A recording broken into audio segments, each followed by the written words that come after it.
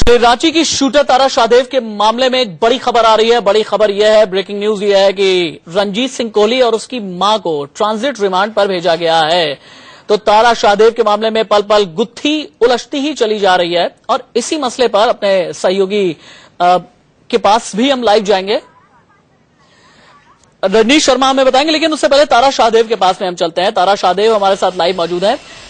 तारा, रंजीत जो है इस जो भी गुत्थी उलझी हुई है, पल पल अलग अलग झूठ बोलता चला जा रहा है और अपने अपने डॉक्यूमेंट्स दिखा रहा है। इन डॉक्यूमेंट्स की सच्चाई क्या है?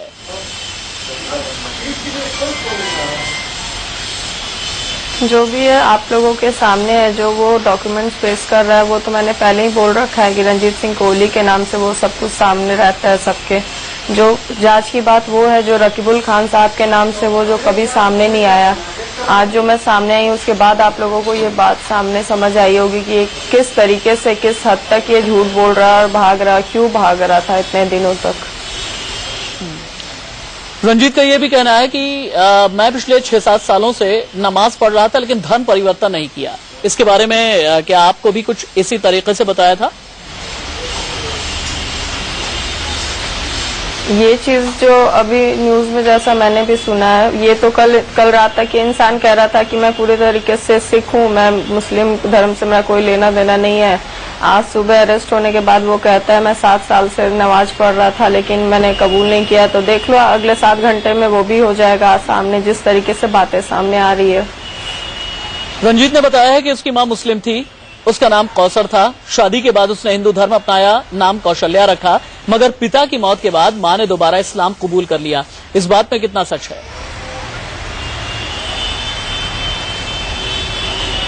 ये सच तो मुझे भी नहीं पता, क्योंकि ये सच आप लोगों के थ्रू ही मुझे पता चला है। इन लोगों का जब मन करता है ये मुस्लिम बन जाते हैं, जब मन करता है हिंदू बन जाते हैं। यही तो बात है ना, ये कौन सा मजाक है जो आप सबके साथ कर रहे हो। हर इंसान, किसी हिंदू लड़की से शादी भी आप करते हो हिंदू बन के, शादी के बाद आपकी माँ और आप अचानक बोलते हो मुसलमान बन गए, फिर दूसरी लड़की को जब आप फंसाते हो तो उसके सामने आप हिंदू बन के आते हो। तो ये सिलसिला तो वही मैं बोल रही हूँ, इनका चल रहा है और चलता रहेगा। ये आखिर क्या है, कौन सा धर्म में है ये लोग? ना हिंदू है ना मुस्लिम है, धोखेबाजी है और क्या है ये। लेकिन राज्य सरकार को एक चिट्ठी लिखी है तारा, रंजीत ने, और 7 पन्नों की चिट्ठी में वो पासपोर्ट पेश कर रहा है, वो स्कूल का सर्टिफिकेट पेश कर रहा है, झारखंड सरकार के डॉक्यूमेंट्स पेश कर रहा है और उसका ये कहना है कि मैं रंजीत कोहली हूं। क्या सारे डॉक्यूमेंट्स झूठे हैं? मैंने तो आपको कभी नहीं कहा कि वो रणजीत सिंह कोहली नहीं है। क्या मैंने कभी कहा कि वो रणजीत सिंह कोहली नहीं है? मैंने आपसे क्या कहा, मेरी शादी रणजीत सिंह कोहली से हुई थी, जो एक हिंदू लड़का था, जो वो बन के आया। उसके बाद जो चेहरे के पीछे जो बात सामने आई वो ये थी कि वो एक मुस्लिम है और उसका नाम रकीबुल खान है। जाहिर सी बात है, एक आदमी 2 आइडेंटिटी के साथ नहीं जी सकता, तो एक ट्रू है एक फॉल्स है। तो वो उसकी सच्चाई है कि वो हिंदू है, तो वो पता लगाना है। जांच इस चीज की कि क्यों वो फिर मुस्लिम बन के लड़कियों को मुस्लिम धर्म कबूल करने पे मजबूर कर रहा है। क्यों उसकी माँ जब मन करता है मुस्लिम बन जाती है, जब मन करता है हिंदू बन जाती है। क्या चल रहा है, इसी चीज की तो मैं जांच की मांग कर रही हूँ। आपने बताया कि वो शख्स लड़कियों को मुस्लिम बनाने पर मजबूर करता था। क्या आप ये कहना चाहती हैं कि कुछ और लड़कियों की भी जिंदगी उसने तबाह की है, बर्बाद की है? अगर की है तो वो लड़कियां कौन है, कहाँ की हैं? अगर मुझे सब कुछ पता होता तो मैं जांच की मांग नहीं करती। शायद आपको ये बात सही सबसे समझ नहीं आई है। मैंने आपको ये सारी बातें कही जो मैंने उसके घर में देखा, जो तरीके से वो चल रहा है, जो वो मुझे मारते समय खुद कहता था।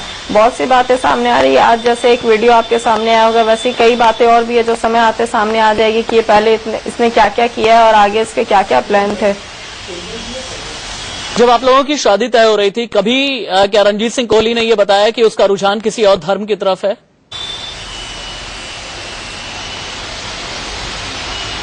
अगर वो चीज बताता तो कोई भी राजपूत लड़की एक मुसलमान से शादी नहीं करती। ये बहुत सीधी सी बात है।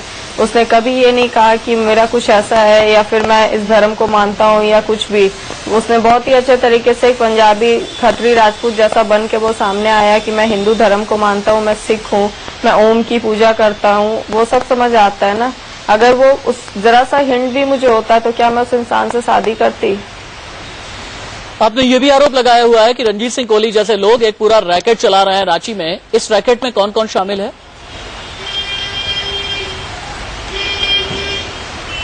सब कुछ मैंने बता रखा है पहले, कोई नई बात ये नहीं है। जो भी मुझे बोलना था आप लोगों के थ्रू, मीडिया के थ्रू मैंने सबका नाम बताया है, और जहाँ तक मैंने लेटर लिखा है प्रधानमंत्री को वहाँ पे भी मैंने ये सब नोट किया है। अब यही बात है, इसलिए मैं सीबीआई जांच चाहती हूँ, क्योंकि मैं समझ चुकी हूँ जिस स्तर से ये इंसान सारे सबूत मिटाता जा रहा है, जो लोग इसे छुपाने की कोशिश कर रहे हैं, वो बिना इस जांच के, बिना न्यायिक जांच के ये संभव हो ही नहीं सकता।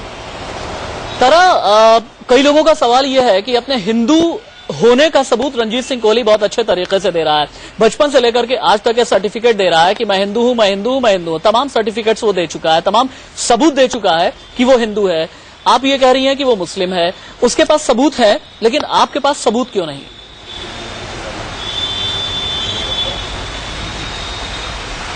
शायद आप भूल रहे हो कि उसने मुझे कैद में रखा था।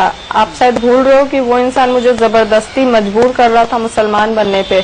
मैं वहाँ उसके खिलाफ सबूत ढूंढने या कोई एक एजेंट बन के उसके घर शादी करके नहीं गई थी। एक आम लड़की, शादी जिसका हुआ था हिंदू लड़के से, वो अपने पति के घर गई थी, जहाँ पे उसके साथ ये हुआ। मैं वहाँ से निकल पाई जिंदा, ये मेरे लिए बहुत बड़ी बात है। और ये जो जांच की बात मैं कर रही हूँ, अगर मेरे पास सबूत होता, सब कुछ होता, तो फिर क्यों मैं आप लोगों को परेशान कर रही होती, क्यों मैं इंसाफ मांग रही होती, क्यों मैं सबसे जांच की मांग कर रही होती, क्यों वो लोग छुपा रहे होते। बहुत सीधी सी बात है कि वो एक अपना आइडेंटिफिकेशन, उन लोगों ने 7 दिनों में सोच समझ के ये चीज को बाहर निकाला है कि मुझे ये बनना है। आज वो इंसान, उसकी तो मुझे उसमें ही समझ आ रही है कि वो कितना बड़ा धोखेबाज इंसान है। वो क्या है, आज वो अपने आप को मुस्लिम कहने से डर रहा है, जो उस दिन मुझे मार मार के कहता था कि मैं मुस्लिम हूँ। शादी का प्रस्ताव, आप चूंकि बता रही हैं कि शादी की किस तरीके से तैयारी हुई, शादी का प्रस्ताव किसने दिया था? प्रस्ताव के बाद और शादी के बीच में आप दोनों की कितनी बार मुलाकात हुई?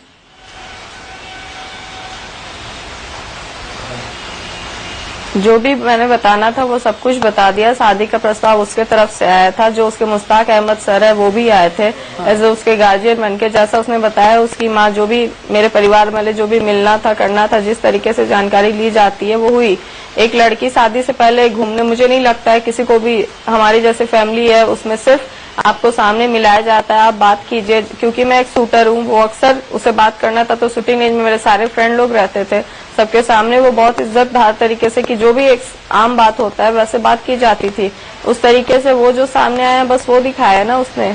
कभी उसने एहसास नहीं होने दिया, सिर्फ मेरी बात नहीं है, मेरे मुझसे जुड़े जितने लोग हैं, किसी को उसने एहसास नहीं होने दिया कि हाँ, इसके पीछे एक ऐसा चेहरा भी है जो आज सामने आ रहा है। मुश्ताक अहमद का आपने नाम लिया हुआ है। मुश्ताक अहमद मतलब जो अदालत में रजिस्ट्रार थे, जिनके ऊपर आपने इससे पहले भी आरोप लगाया था, वही मुश्ताक अहमद?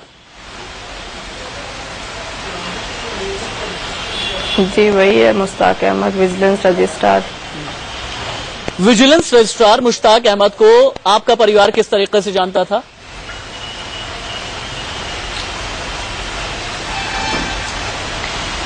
सर मुझे जो बोलना था ना, मैंने 7 दिनों में सब कुछ बोल दिया है। सर बहुत अच्छा होगा अगर ये सवाल अब आप उन लोगों से करें, और अब मैं जांच की सिर्फ इंतजार में बैठी हूँ कि किस हद तक ये लोग जांच करते हैं। जो मुझे बताना था ना, मैंने सब कुछ बताया। एक ही सवाल करते करते अब मेरा दम बिल्कुल टूट चुका है। आप सोच भी नहीं सकते हो कैसे एक इंसान अपने आप को इस तरीके से बैठा के रखा रहता है। मुझे जो बोलना था ना, किस तरीके से वो इंसान आया, किस तरीके से वो मुश्ताक अहमद आया, कैसे इसका कार्ड मिला है, जो भी, ये मैंने 7 दिनों में एक बार नहीं, पता नहीं शायद हजारों बार बोला है। तो आप उस चीज को देख सकते हो। अब जवाब चाहना है उस इंसान से कि वो क्यों भाग रहा था। अब जांच चाहिए सीबीआई से कि क्यों वो लोग जो उसके पीछे है उसे इस हद तक छुपा रहे हैं। सर हम आपकी लड़ाई लड़ रहे हैं, अब पूरा हिंदुस्तान ये चाहता है कि आपको इंसाफ मिले। अगर आपके साथ जुल्म हुआ है, आप पर ज्यादती हुई है, मुझे एक बात ये बताइएगा, 7 पन्नों की जो चिट्ठी लिखी हुई है रणजीत सिंह कोहली ने, उसमें आपके ऊपर उसने एक आरोप लगाया। उसका ये कहना है कि आपकी तरफ से 15 लाख की डिमांड की गई थी, आपके घर की माली हालत बहुत बुरी है, आपके पिता की सेहत बहुत बुरी है, और जब 15 लाख वो मैनेज नहीं कर पाया, दे नहीं पाया, उसके बाद आपने इस तरीके के आरोप लगाए। बहुत जाहिर सी बात है कि मेरे परिवार ने, मेरी मौसी ने, मेरे सबने, जो एक लड़की का परिवार होता है, हाई प्रोफाइल शादी होती है 5 स्टार होटल से, तो क्या एक आम आदमी ये शादी करा सकता है? मेरे परिवार की, सही कहा, मेरा परिवार एक राजवंशी है, मेरा घर जैसा भी है, उसकी तरह झूठा नहीं है। क्योंकि एक सच्चा इंसान मर जाता है पर झूठ नहीं बोलता। क्यों? उसकी माँ की तबीयत खराब है, तो क्या मेरे पापा की तबीयत नहीं खराब? मेरी माँ को डेथ को सिर्फ 2 महीना हुआ है, मेरे घर की क्या हालत होगी आप सोच सकते हो। वो जो बात कर रहा है कि मैंने, आप सोच सकते हैं हिंदुस्तान में क्या एक कोई लड़की किसी लड़के से, अपने पति से 15 लाख या 20 लाख मांगती है, वो पति उसे इज्जत से छोड़ देता है। और वो बात, यही बात अगर जो थी वो उस समय कह सकता था जब वो यहाँ पे था, जब वो भाग रहा था। आज 7 दिन बाद जब इतना प्रेशर पड़ा, जब उसके लोग उसे सामने ला रहे, तो उसके पास कोई बहाना नहीं है कि मैं क्या बोलूं। तो वो ऐसे ही बयान देगा, तो उस बयान का जवाब उन्हें दिया जाएगा सही समय पे, सही तरीके से। धर्म परिवर्तन की साजिश में रंजीत कोहली के साथ साथ और कौन शामिल था?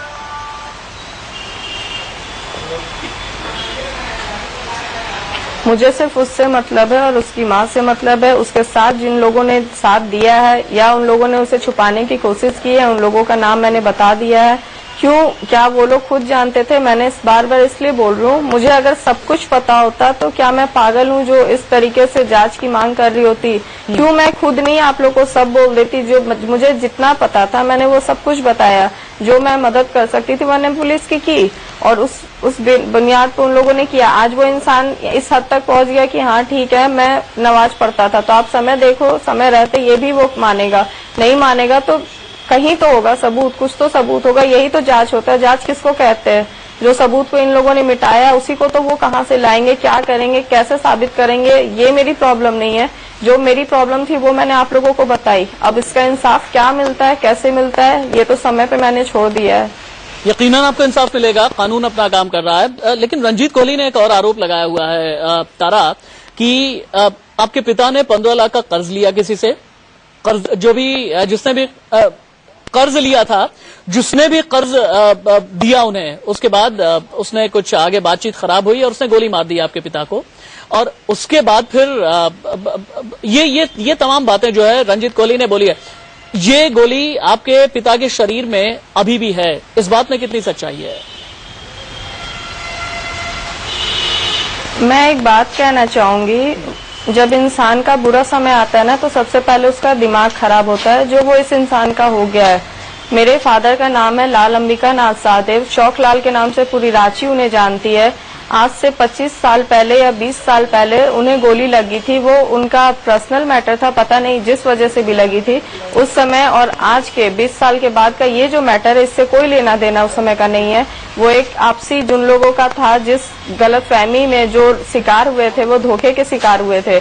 किसी ऐसे दुश्मनी की वजह से उन्हें गोली नहीं लगी थी, वो पूरा शहर जानता है। तो वो जो इंसान है ना, वो अभी आपके अगर देह में फुंसी भी होगा तो वो कहेगा इसी केस से रिलेटेड फुंसी है। तो आप समझ सकते हो कि वो क्या है। रंजीत ने एक और भी बात कही है कि तारा शाहदेव झूठ, ये रंजीत का कहना है कि तारा शाहदेव झूठ बोल रही है कि वो चलने की हालत में नहीं थी। जो अपार्टमेंट है, अपार्टमेंट की लिफ्ट के सामने एक कैमरा लगा हुआ है और उस कैमरे में ये पिक्चर आई है, ये वीडियो आई है कि आप ठीक तरीके से चल सकती थी और चल करके निकली भी थी। और झूठ बोलने का आरोप लगा रहा है रंजीत आपके ऊपर। मैं आपको क्या बोल रही हूँ, उनका तो काम ही है आरोप लगाना। अभी वो जिन आरोपों में घिरे हुए हैं तो उनका काम है कि वो मुझ पे आरोप लगाएंगे। जिस सीसीटीवी कैमरे की बात कर रहे वो सामने लाए। अगर मैं झूठ होंगी तो मुझे डर होगा।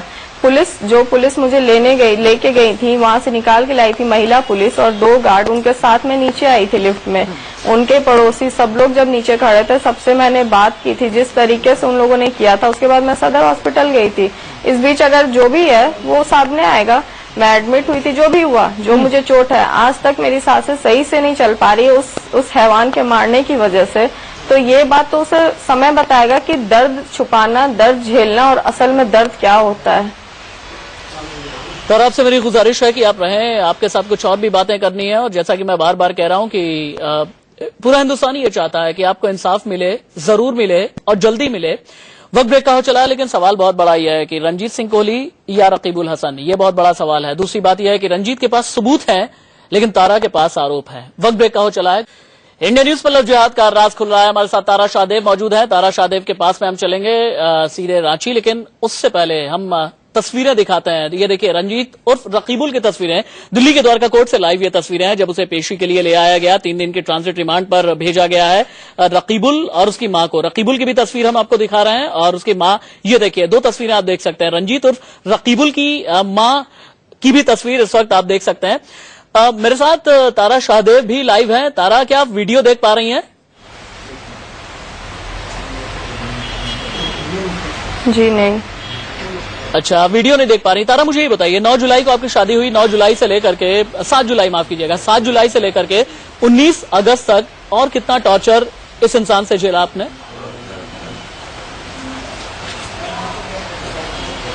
मैंने ये सब सारी बातें आपको कह दी है। अब मुझ में ताकत नहीं बचा है, एक ही स्टोरी को मैं दोहराती रहूं। वो हर एक हाल, जो हर एक तरीके से वो टॉर्चर कर सकता था वो उसने किया। खाना ना देना, भूखे रखना, प्यासे रखना, मारना, किसी से ना मिलने देना, सिगरेट का धुआं मुंह पे फेंकना। एक आम इंसान इससे ज्यादा बर्दाश्त करने की ताकत नहीं रखता। क्या आपको डर लगता है कि अगर ये इंसान इतना क्रिमिनल माइंडेड है तो आगे भी आपको परेशान कर सकता है? क्योंकि इसके चेहरे पर शिकन नहीं है। भगवान ने वहां से बचा के निकाला है तो वही आगे भी बचाएंगे। देश आज साथ है तो आगे भी साथ होगी। और मरना तो हर दिन है किसी को, जिस दिन समय आएगा देखा जाएगा, तब का तब। क्योंकि आप तस्वीरें नहीं देख पा रही हैं तारा, मैं थोड़ा सा आपको बता दूं और दर्शकों को भी दिखाना चाहेंगे कि रंजीत उर्फ रकीबुल, जिसके चेहरे पर किसी बात का शिकन नहीं है, आंखों में किसी बात का अफसोस नजर नहीं आ रहा, लेकिन तारा, रंजीत की माँ या रकीबुल की माँ तो बहुत बुजुर्ग है, बहुत ही ज्यादा बूढ़ी है, जो कि तस्वीरों में नजर आ रही है। क्या ये भी आप पर जुल्म ज्यादती करती थी?